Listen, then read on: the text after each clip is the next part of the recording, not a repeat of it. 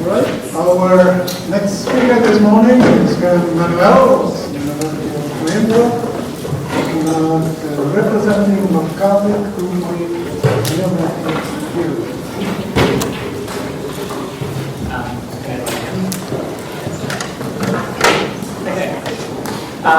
Yes, I would just like to start by thanking the organizers and the scientific committee for making this conference possible.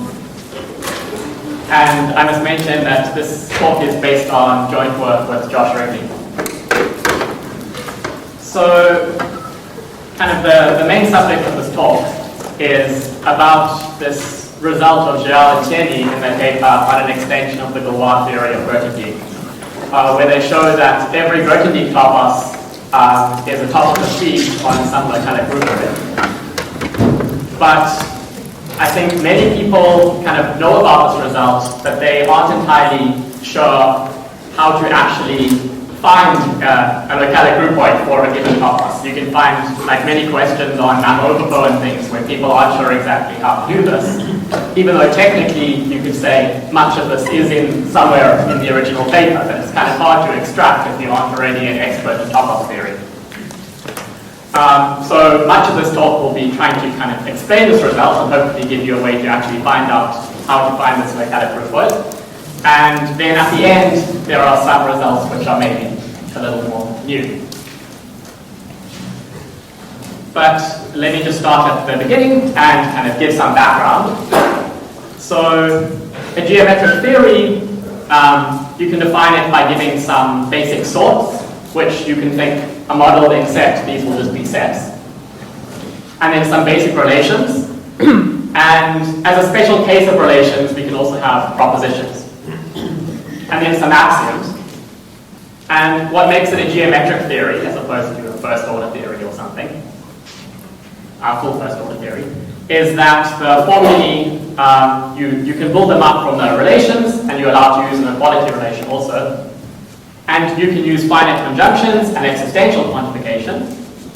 But you don't only have finite disjunctions, but you actually allow arbitrary disjunctions indexed by any set in the meta theory. And there's no implication or universal quantification as a connective in the theory. So here I have an example. So this is the theory of inhabited total orders. So you have one sort, and then you have this less than or equal to relation, and it satisfies these axioms. And I'm using these sequence. So this kind of turnstile character, and this you can think of as just being a top-level implication. So we don't have the implication as a connective in the theory, but we might want to talk about one top-level implication. And then any variables we kind of mentioned in the subscript, we can think of these as being implicitly universally quantified. So we also don't have universal quantification, but you can kind of universally quantify over those. And then if you have a geometric theory, you can talk about not only models of sets, where you'll have usual sets and relations and kind of propositions, but you can talk about a geometric theory having models in any Grothendieck topos. But also, you can think of Grothendieck toposes themselves as a way of talking about geometric theories. So there's this notion of a classifying topos, where that you have this kind of representability definition, which says that for a given geometric theory, you can consider the category of models, of T models in your particular topos. So here I'm calling it E. And then you want that this category is equivalent to geometric morphisms from the topos E into this classifying topos. And these kind of give a way to encode the geometric theory in a way which doesn't depend on the precise kind of way you decide to axiomatize the theory. So there might be two different axiomatizations that give equivalent Grothendieck topos. And this kind of representability kind of equivalence that we have implies that we have a generic model. So there's a particular model in the classifying topos, and it satisfies this universal property that if you have a model in any other topos, you get this by some geometric morphism into the classifying topos, and then you can pull back along this using the inverse image factor of the geometric morphism.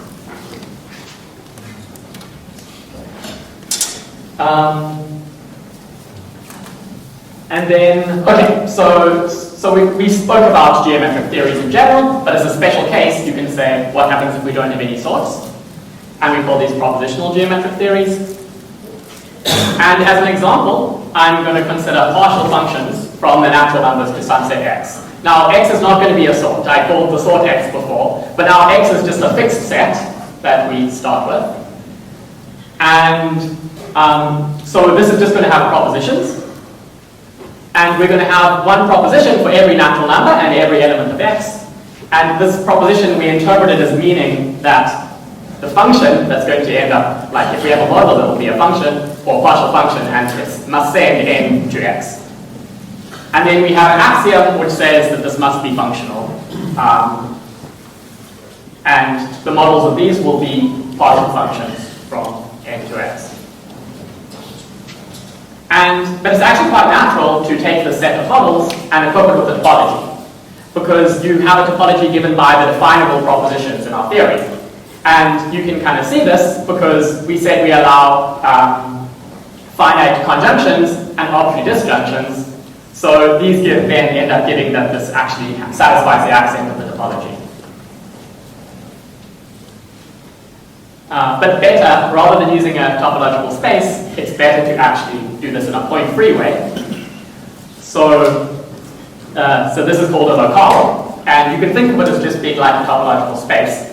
But rather than having a set of points and then a set of open sets, you kind of throw away the points and only think about the set of open sets, is how you can think about it.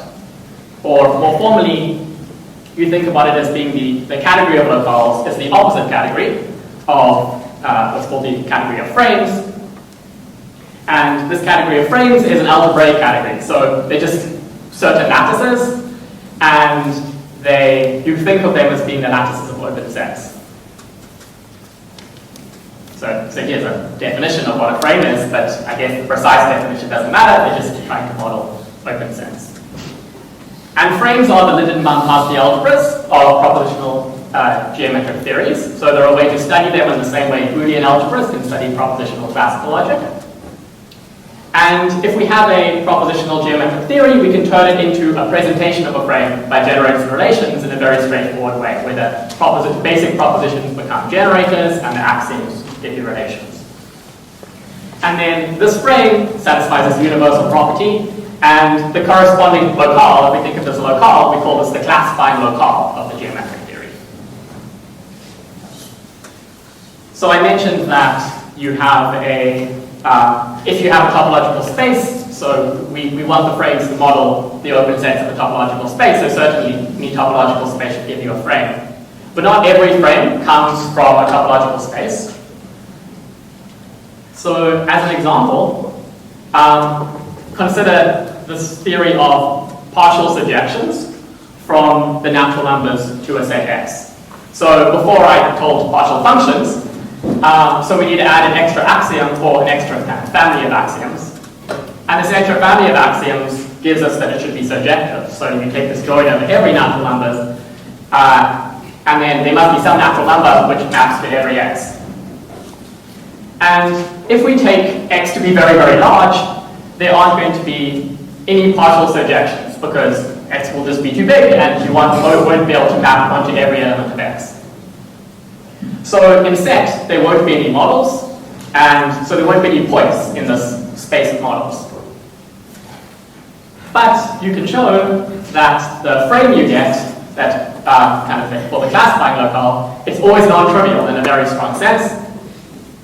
So the frame's non-trivial, there aren't any points. Clearly it's not coming from a topological space where you can have opens without any points.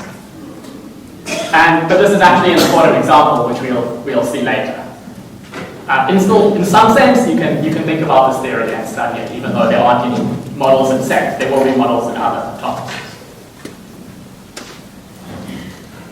Okay, so I've mentioned that you have classifying locales and you have classifying toposes. So presumably there's some relationship between them. And indeed, what you can do is you can take the topos of sheaves on a locale. And this you can think of very similarly to sheaves on a topological space if you know how to do that. And we will talk about them in terms of being local homeomorphisms from some locale into X, and then just kind of the obvious morphisms between them that make the triangles commute. And this will give a topos. And this gives an embedding of locales into the two category of toposes.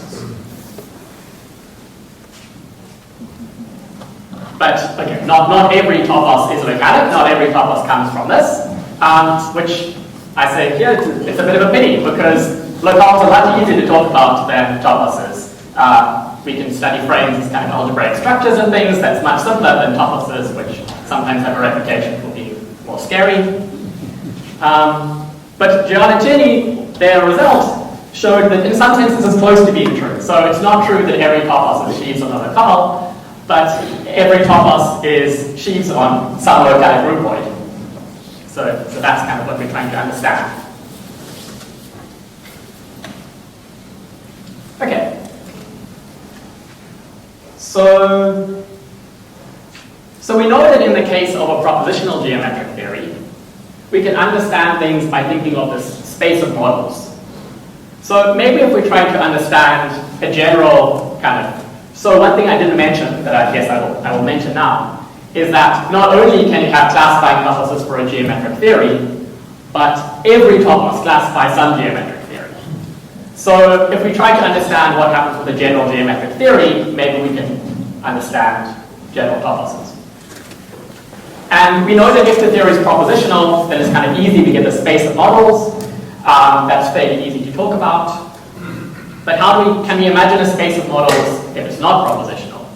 We somehow need to talk about the sorts. So how do we describe these sorts?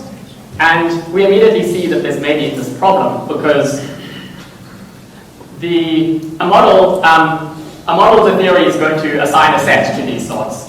So in general, you can have sets that are arbitrarily large, and they're a proper class of possible models. So it's not looking good for trying to have a topological space of models if we know that there's going to be a proper class of points.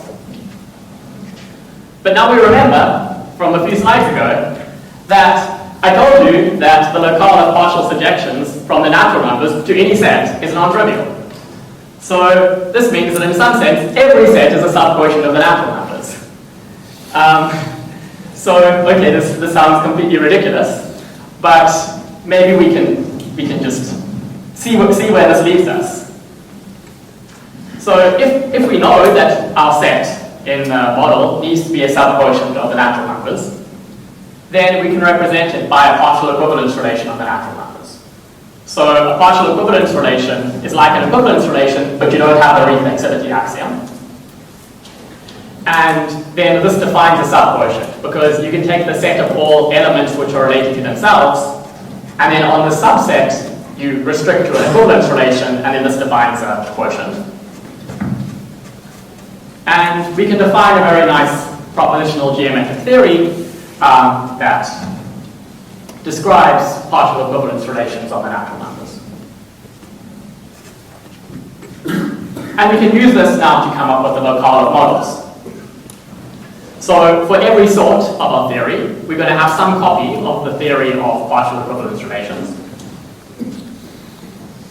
And then for every relation in our theory, we're going to have a kind of set of these basic propositions that say that for n1, n2, and so on natural numbers, that the kind of equivalent classes represented by these natural numbers lie in the relation.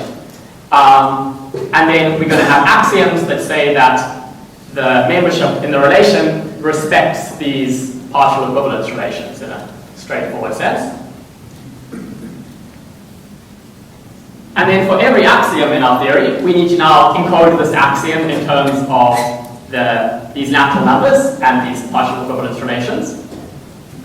And this first part where I take the finite means, that's just saying in the antecedent of the sequence, we need to assume that all of these things are related to themselves because they need to exist in order for us to talk about them.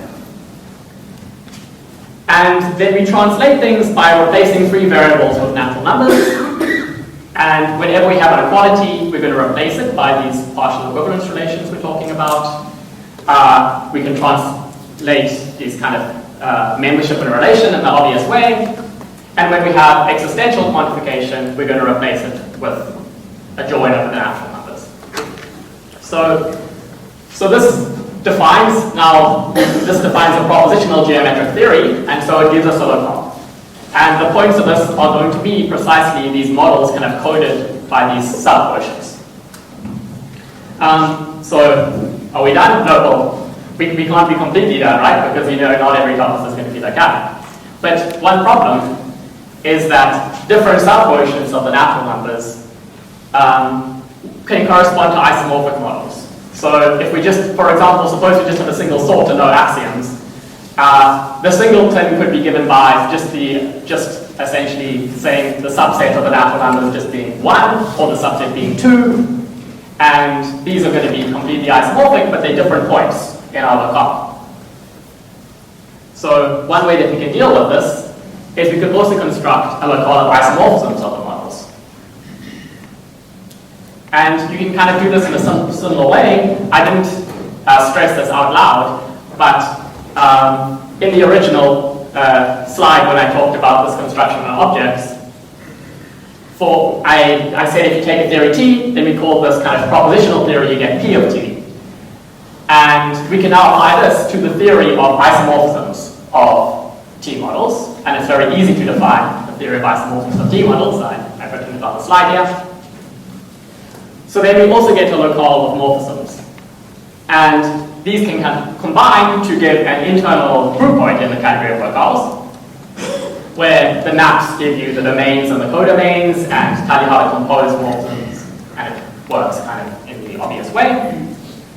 And this is kind of this localic groupoid that Gérald and Thierry are talking about. And actually, modulo some minor technical differences that don't really matter too much. This is exactly the localic groupoid that you get when you apply the Gérald-Thierry construction to the classifying topos of the geometric theory we started with.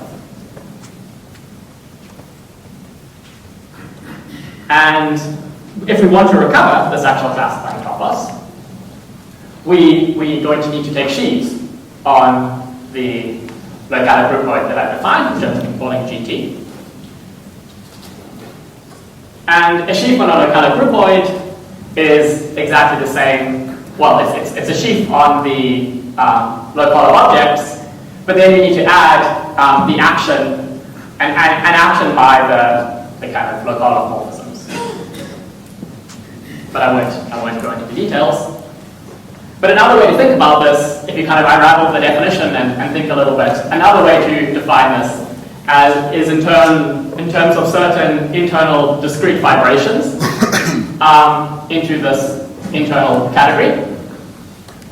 And the reason it's certain ones is because the sheaf condition requires that the map is a local homeomorphism.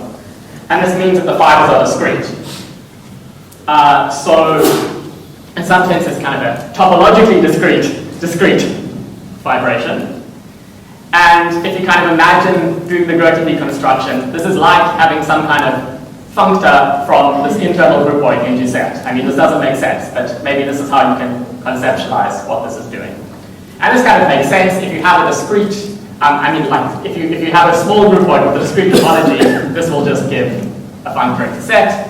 And if you have a localic group, this should give the topos of continuous G sets. So this gives, we get a category of sheaves on a localic groupoid, and this is a topos. And indeed, the Gérald-Thierry result shows that this is, in fact, precisely the topos we started with, or the classifying topos of this theory.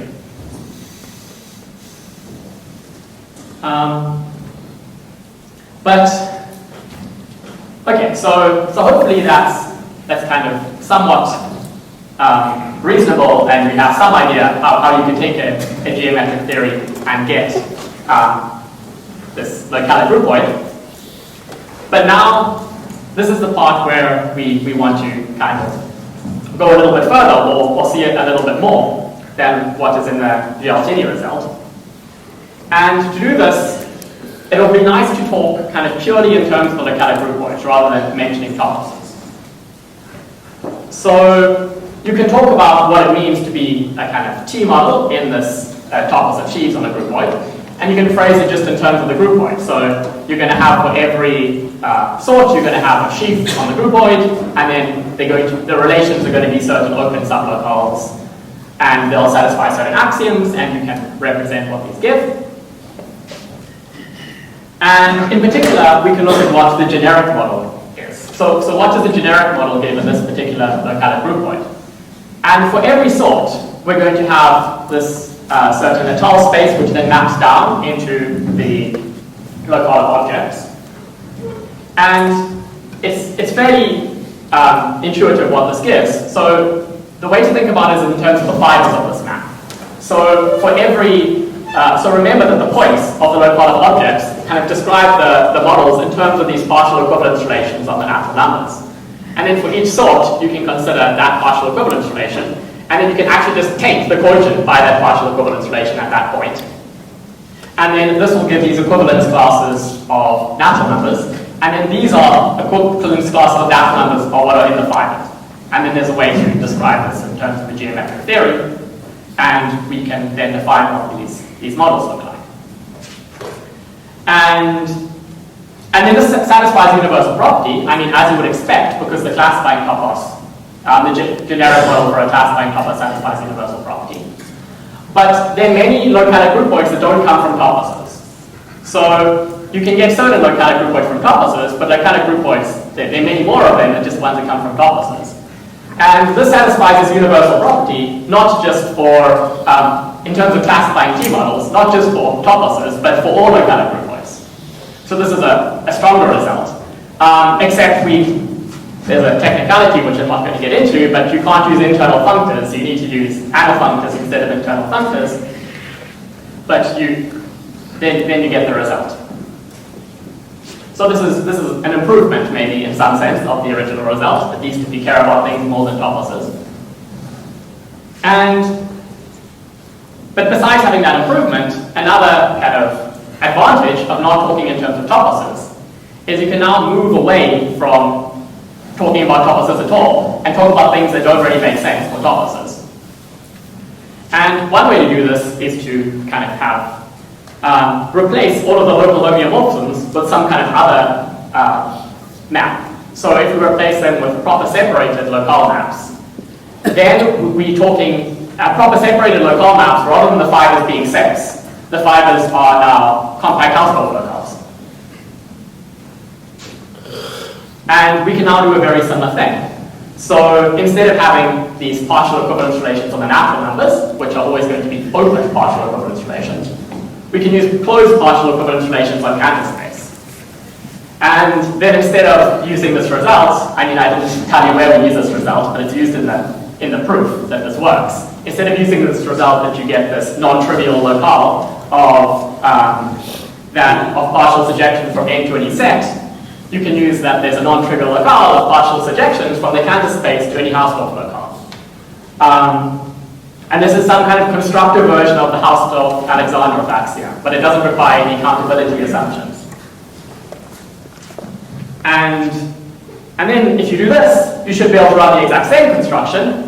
This last part is still work in progress, but it seems like everything will work, and you should be able to classify compact Hausdorff models, and not for geometric logic, but for some kind of dual geometric logic, where instead of having arbitrary joins, you have arbitrary leaps. So that's the difference. But yeah, so I think there's opportunity with this perspective for extending it further.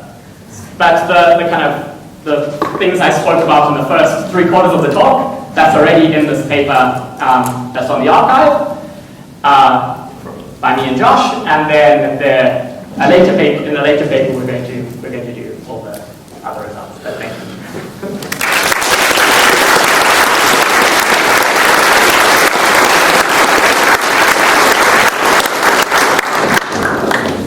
Thank you very much, Manuell. There are questions. Thank you for the sample.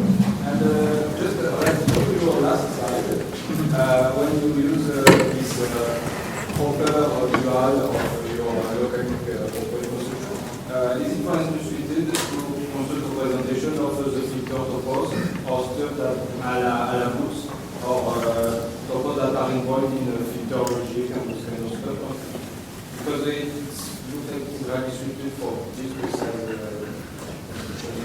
Yeah, you're saying with the kind of compact household yes, things, is it related to what? Sorry. They do represent, for instance, the topos of filters or the topos that. So I don't necessarily know the answer to that question, but I will say that the localic groupoids that you get will not necessarily come from toposes. So you can kind of there's a reflective subcategory of things that come from toposes, and so probably you can do some kind of reflection to get a topos back. But it's not in the category that we're talking, or the bi-category we're talking about. These groupoids aren't equivalent to toposes. So the things you get from toposes are going to be some kind of, at least in general, they're going to be some kind of approximation to these, but they won't necessarily classify the same things if you just work with toposes. No, but perhaps classify, for instance, in the inputs when they use geometric morphism that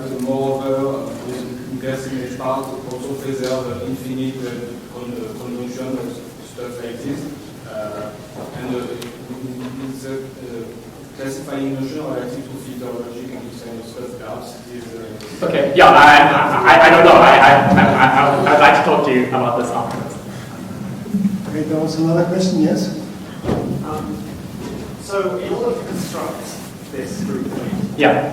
you use this idea of partial selections from natural numbers, which seems to give the impression, like, a naive interpretation of that is that you're only going to get things which are models which are almost countable.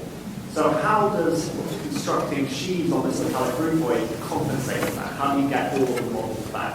Yeah, so this is where kind of this, I guess, the localic nature of this works. It wouldn't work if we were using spaces. One way to maybe think about it is we're using subquotients of the natural numbers, but we could have used subquotients of a much bigger set than the natural numbers, and this would give an equivalent localic groupoid. So in some sense it doesn't matter which set you use as long as it's sufficiently big and the natural numbers are big enough, kind of by this intuition that everything's a subquotient. But also when you actually construct it, this is another reason why you need to use anaphunctors. So just to very quickly say the construction, like if you imagine, suppose we have the object classifier and we do this construction, and now suppose we're just talking about a set in the category of sets, and we want to know how does this give a geometric morph, or how does this give an anafunctor to this.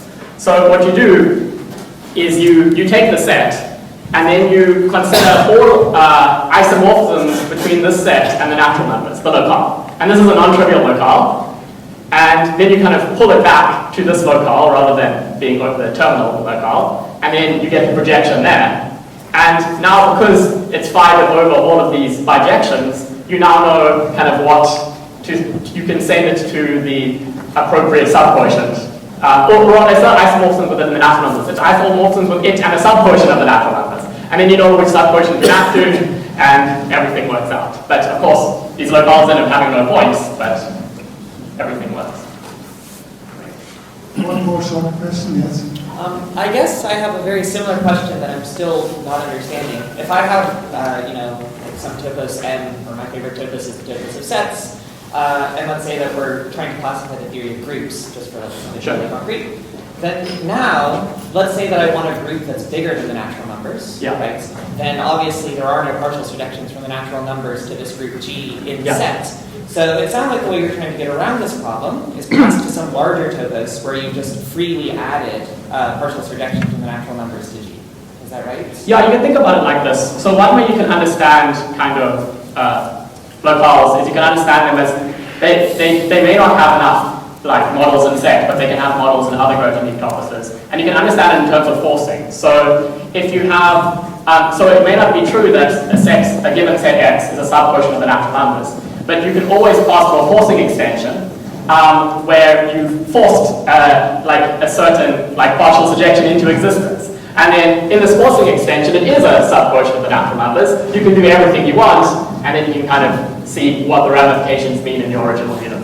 Right, and Okay, thank you. I think we have to leave it like that. Have a quick shift to the next speaker. I think this will be